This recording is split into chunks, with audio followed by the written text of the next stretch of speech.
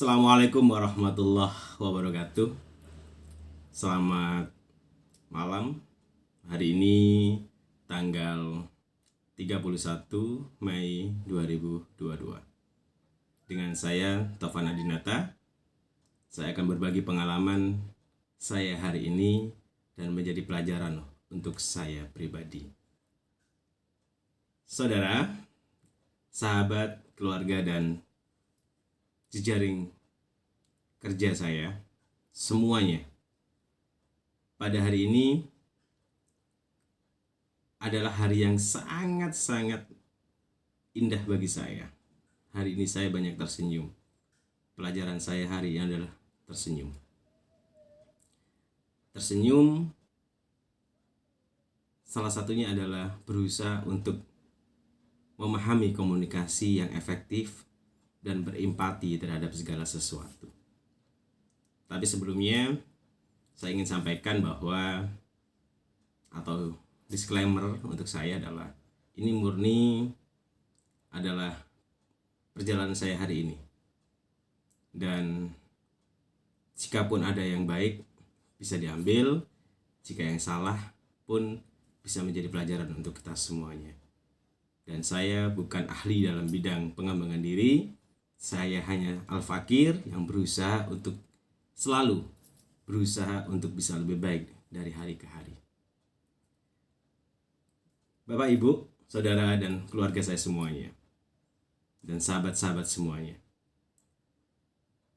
Saat kita berkomunikasi dengan seseorang, maka yang dibutuhkan adalah bagaimana pesan kita bisa diterima dengan indah, dijalankan dengan baik, dan penerima pesan, apakah karyawan, relasi, dan semuanya, dengan sugesti kita, dia menjalankan dengan indah dan baik. Fenomenanya adalah dalam komunikasi yang efektif, dalam kemampuan berinteraksi yang baik, seorang pemimpin seyogianya harus bisa mengendalikan intonasi suaranya dan juga ekspresi muka meyakinkan untuk semua audiennya, dan kepercayaan diri yang kuat untuk bisa mempengaruhinya. Hal ini berangkat dari bagaimana berbicara yang efektif dan berempati dengan lawan bicaranya. Bagaimana jika pemimpin dengan suara yang landai tapi berusaha untuk mempengaruhi bawahannya, untuk mempengaruhi relasinya, pasti akan kosong auranya. Tidak respect, lemas, lesu yang mendengarkannya, karena tidak ada sugesti yang kuat yang bisa disampaikannya. Dan prinsip dalam komunikasi yang efektif, komunikasi berinteraksi yang baik adalah bagaimana tidak menyinggung perasaan lawan bicara kita, perasaan audien itu sendiri. Sebab kita ingin menggerakkan mereka untuk berlari mengejar target visi misi kita. Itulah yang hari ini pelajaran untuk saya. Berbicara tentang kemampuan berinteraksi dan komunikasi yang baik, saya mencatat beberapa pelajaran untuk saya, yaitu bagaimana untuk menyetujui orang lain. Saya mencatat ada 4 poin hari ini untuk saya di dalam komunikasi interaksi, di dalam menyetujui orang lain. Sebelumnya, kalau kita banyak mencari literasi di dalam kemampuan berinteraksi atau komunikasi yang baik, pasti tidak jauh dari berbicara yang efektif, pemahaman diri, dan membangun kepercayaan. Tapi saya hari ini mencatat pelajaran untuk saya, dan bentuk introspeksi saya adalah, yaitu yang pertama adalah belajar menyetujui pendapat orang lain. Kenapa saya katakan belajar menyetujui pendapat orang lain? Kadang kita tidak perlu mengegolkan bola sendiri. Kadang kita perlu melempar bola itu ke bawahan kita, ke samping kanan kiri kita, untuk berusaha memasukkannya. Dengan targetnya adalah masuk, semuanya akan mendapatkan prestasi. Jadi tidak dimonopoli oleh kita. Itulah saya katakan bahwa saat kita bercita-cita untuk mengawal visi misi big goal kita, kadang tidak harus ego kita yang mengegulkan sebuah program ataupun target itu sendiri. Kadang perlu orang lain kita giring, kita berikan, dan kita arahkan mereka untuk memasukkannya. Targetnya sama, masuk. Keuntungan perusahaan masuk. Apa yang rugi? Sama-sama bahagia. Kenapa? Yang pertama adalah belajar berusaha menyetujui pendapat orang lain. Di dalam menyetujui itu sendiri, kita harus benar-benar legowo dan ikhlas menyatakan bahwa saya sepakat, saya setuju dengan Anda. Kalau memang pendapat itu benar, why not? Kenapa tidak? Meskipun itu dari bawahan kita, dari OB kita, dari staf kita, atau dari orang lain yang mungkin dianggap tidak berharga. Tapi kalau itu benar, kenapa? Saya sepakat dengan Anda. Berilah apresiasi untuk itu. Kenapa tidak? Dan memberikan apresiasi itu saya yakin akan membuat aura perusahaan, aura lingkungan kita lebih baik dan lebih indah. Dan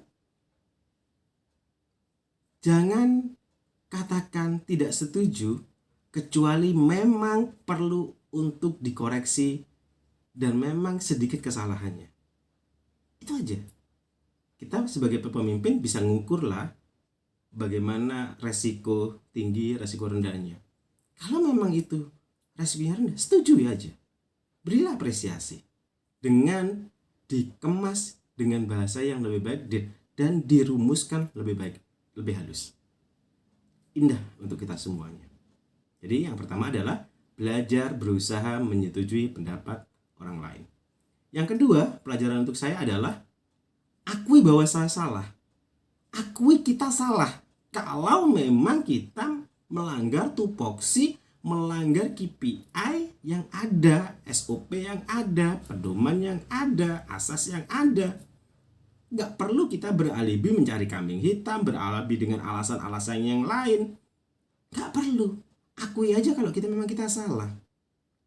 Sebab saudara, dengan kita beralibi, dengan mencari indikator pembenaran yang lainnya. Ingat, pemimpin itu sebenarnya tahu kalau kita beralibi. Pemimpin itu tahu kita mencari alasan apapun. Kenapa? Mereka tahu pola komunikasi, mereka tahu perkembangan di bawah. Buat apa kita lelah-lelah mencari alibi? Kalau memang salah, akui salah. Dan pemimpin lebih suka, ingat, pengalaman kami ya nih, pengalaman saya, pemimpin sangat suka pengakuan dari bawahan, pengakuan atas kesalahan atas orang itu. Dan itu sangat diapresiasi. Itulah pelajaran saya yang kedua. Yang ketiga, tahan untuk berdebat. Kenapa saya katakan tahan untuk berdebat? Kembali ke pelajaran saya yang pertama tadi. Buat apa kita berdebat? Memaksakan pendapat kita, memasakkan ego rumusan kita, kalau sebenarnya kita menyinggung perasaan orang lain. Kalaupun rumusan kita yang disetujui, pasti akan dijalankan dengan tidak legowo. Bicarakanlah dengan bijaksana, sampaikan dengan langkah-langkah strategis bahwa kebutuhan perusahaan, teamworknya, kebersamaan, nuraninya hadir dalam mengawal sebuah rumusan program itu. Kalau memang tidak perlu ngotot, tidak perlu menyampaikan dengan keras, sampaikan dengan bijaksana. Tidak perlu berdebat. Tidak perlu cari ego-egoan, tidak perlu cari pengakuan. Kalau memang pendapat itu benar, jalankan aja. Gak usah banyak berdebat. Sampaikan dengan normal, sampaikan dengan kondisi real aja. Sampaikan dengan tupoksi, aturan, regulasinya. Kita aman di situ. Itulah pelajaran saya yang ketiga. Yang keempat, pelajaran saya adalah berusaha melerai pertikaian dengan bijaksana. Kadang dalam gesekan kita, dalam gesekan seseorang, kita perlu orang ketiga. Kita perlu orang ketiga untuk menyelesaikan itu. Untuk bisa menerjemahkan pendapat dari si A, untuk bisa menerjemahkan pendapat dari si B, dan perlu orang ketiga yang bisa menjembatani dan menerjemahkan ini semua dan bisa menjadi lurus kembali. Tapi tidak perlu jadi pahlawan kesiangan juga.